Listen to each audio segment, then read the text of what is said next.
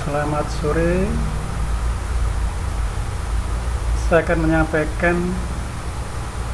14 step cara mendesain screw conveyor. Jadi dalam mendesain screw conveyor ada 14 step ya.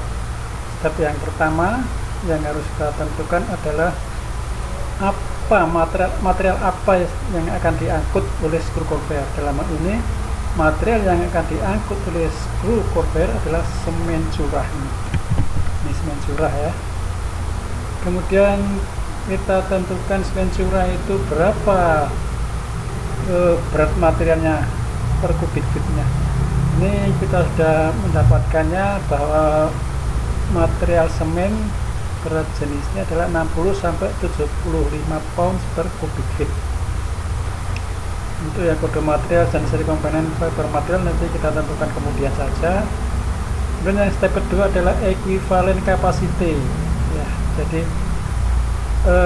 berapa ton per jam ya material yang akan diangkut. Dalam ini kita ambil contoh 40 metrik ton per jam. Dari 40 metrik ton per jam didapatkan angka 88.200 pound per jam dengan berat jenis semennya adalah 60 pounds per kubik feet, didapatkan 1470 kubik feet per jam. Ini equivalent capacity-nya. Jadi equivalent capacity dari 40 metrik ton per jam adalah 1470 kubik feet per jam. Nah, step yang ketiga menentukan diameter screw conveyor dan menentukan operating speed-nya. Actual operating speed dari screw conveyor didapat 33 rpm untuk yang 18 inch. Nanti kita bisa cari tahu bagaimana cara mencarinya. Sedangkan step yang keempat adalah menentukan maksimum lamp size. Jadi material yang kita angkut diukur berapa size-nya itu. Di sini bisa ditentukan size dari semennya adalah di bawah 1 mm. Kemudian step yang kelima menentukan flight factor.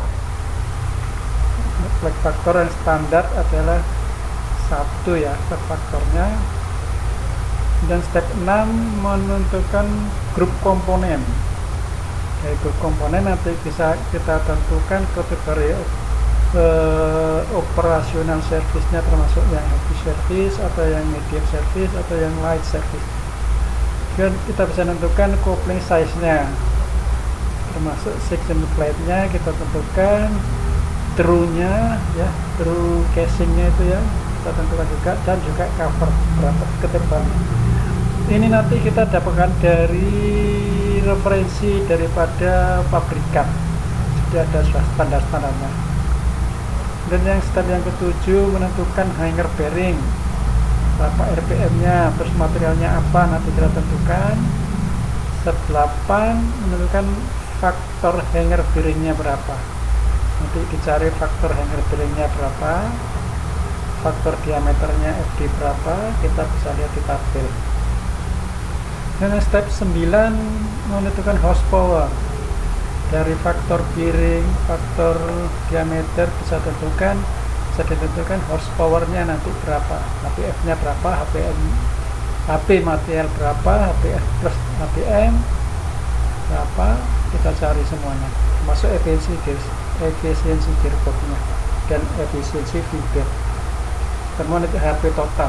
Jadi dari HP total bisa ketemu nanti HP motornya berapa. Dan yang step 10 mengecek coupling dan as conveyor terhadap HP dan RPM.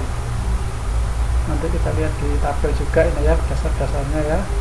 Nanti kita akan bahas bersama satu-satu step by step. Dan step yang 11 menentukan end bearingnya.